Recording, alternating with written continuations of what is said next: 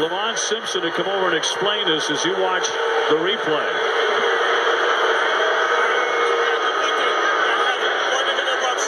Double foul, both players. Both players fouled on the play. All right, so a double foul. They both foul out. How about that? I have a problem with that call. I really do, Obi. I think that is strictly, they weren't sure, they called it on both. Take another look, and you were absolutely convinced that it was a charge. And look at the difference of opinion. A block. Yep. And Sells had it as a charge. So then they went the political route, and both guys have fouled out of the game. Well, now you got to play. So the two bigs. You don't shoot these either. There's no shooting. Yep, those offset. No shots here. Fascinating to see this. Two officials right on top of it could have very different looks at it, very different opinions. Well, different angles, but I'm telling you, I thought he ran him over. Indiana with it, trailing 64-59. Got to score. That's going to be a blocking foul. Well, you don't want to foul if you do because you stop the clock and give him a chance to put points on the board. Foul beyond Dakota Mathias is third. Well, the one advantage Purdue has, Swanigan fouls out, but you bring in Haas, who averages 13 a game, 7'2". This is going to be two shots. He's got to make both. Got to make both to make it a one-possession game. Robert Johnson, good foul shooter, 79%. A junior from Richmond, Virginia. Well, we've had a great one here. Very intense, very energetic. Both clubs playing hard. Look at Swanigan and Bright on the sideline. Two stars. I've often said I like to see to go to 6 fouls. Too many times these stars are out of the game because of whistles. He converted, did his job. Now they got to come up with a defensive stop. Indiana takes the timeout. 30. And too many times you have stars sitting on a sideline.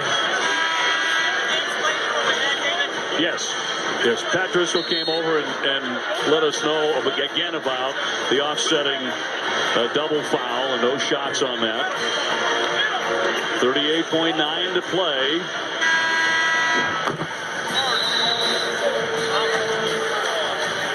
And another look at this tremendous rivalry over the years. Purdue with the advantage, although Indiana has won 5 national crowns, and the Boilermakers still trying to win their first. Two guys look so young there. Looking at Bob Knight and Gene Katie. Big smiles, too. Yep, good smiles. A great respect for each other. Here we go down the wire. Defensive stop is a must here. A must by the Hoosiers. Go to a little full court pressure. Again, Purdue is an excellent foul shooting team, 76%. Yeah, you can't put them on the foul line. You're going to come up with a stop here. They double up on the ball. And they do foul Thompson, who makes 74%. Stop the clock, go to the free throw line. Game comes down to simplicity of making free throws. So it'll be a 1-and-1 here. 36.4 on the clock. And Thompson, the junior from Indianapolis at the line. Outstanding ball handler, leader. And number 2 in the nation in assist to turnover ratio, and very confident on that one. Stepped up there with a lot of confidence. Makes it now a 2-possession game. Indiana team that can hit the three-point shot. May have to here down the stretch. He makes 1 of 2. Hoosiers come away. Newkirk quickly into the offensive end. Tried the scoop shot. Knocked away. And a foul in the paint with 27.5 seconds to go. Wow. Wow. Purdue can't believe it. That'll go, free throw line. That'll go against Mathias of Purdue. Here we go. Look at this. He's going to spin to the lane.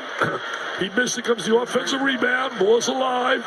And they're going to call contact right there in the lane. And now gets down to the free throw line. So Blackman at 80%. And missing on the first one. He's had a tough second half here. And Creed demonstrating follow through. Follow through.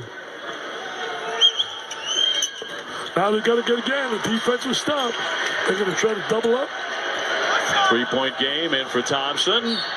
Fouled by McRoberts there on the side with 25.5 to go. Thompson, a lot of confidence, huddling up his teammates. They win a lot of close games. They find a way to win. They got that winner's mentality. This time, Creed. The Boilermakers, you make a great point, have had 6 games decided by 5 points or less. So they really are battle-tested there. Yeah. Indiana's got a day with Michigan, who just beat Michigan State by like 30 or whatever the margin was. But they've also Michigan beat Indiana early this year by 30. It's not the kind of game you want to go into at 5-7 in the conference. Thompson really smooth at the line. So the lead back to 5. Pressure on the ball to make him take some time off the clock. And a timeout, Indiana. 22.4 to play. They just lost a tough game. Indiana to Wisconsin.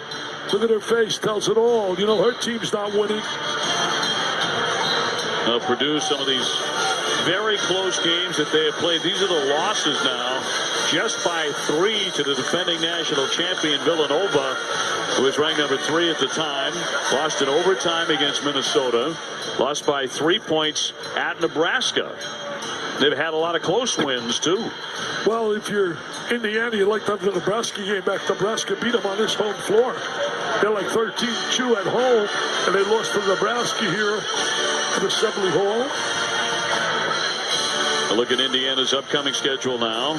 Wow. Michigan and on the road at Minnesota and Iowa. Wow. They will finish up at Purdue on ESPN on February 28th. They got 5 games. There's not one cupcake there. No. There's not one game you can look there and say they got a sure win. And Northwestern's been in the top 25. They look like they're going to the NCAA tournament. Absolutely. Been an outstanding season. This could well be a devastating loss for Indiana. You talk about the tournament and about March coming up. They lost a tough game to Wisconsin the other day by 5. Played them tough. But that doesn't get you in the tournament. They don't have a section that says they played them tough. You got to win these games. Well, still time, and they have the ball. In for McRoberts. Newkirk.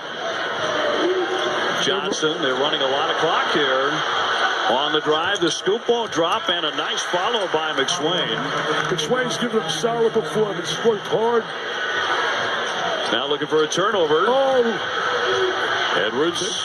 And he'll be fouled from behind to stop the clock with 9.2 to go. Well, it just comes down to free throws. If Purdue makes their free throws, as their numbers say they normally do, as a team, they're going back to West Lafayette with a W. They've made 15 out of 20 tonight. So it'll be 2. That's about their ratio. 76%, 15 out of 20. My math tells me that's 75%. Carson Edwards at the line. That's what he makes, 75%. But that one will roll off. That is the big one right here. He's the one that can make a true possession game. Well, if every guy was as dedicated and played with the passion that Tom Crean coaches with. Wow. Huge shot, obviously, for Edwards. Trying to get it to a 4-point lead, and he does. Indiana can't take the time off. They're going to put some pressure on him to make him take some time off. McRoberts. Got to get it up. Johnson, no. Rebound tipped. Controlled by Vince Edwards as he fires it in the air. There was a whistle. 0.1 still showing on the clock. Celebration, baby. Down in West Lafayette, they're going to be celebrating. They're going to be celebrating. So the fans begin to head for the exits while the star, Biggie Swanigan, will begin to celebrate here. He's such a team player. He doesn't care about scoring. He cares about winning. He has really dedicated himself this year What a tremendous year he has had. A strong game before he fouled out, but Vince Edwards was really the star tonight. Yep. Although he misses on that one. 68-64, a lower scoring game than we anticipated. Edwards has 25 points. My friend, as Howard Cosell used to say, you got a scoop if they can win this baby. Yes. You got yourself a scoop. 69-64, and that does it. There's the horn. And the Boilermakers with a big win come to Indiana and knock off their rivals, the Hoosiers, 69-64. For Dickie B and our entire crew, thanks so much for joining us.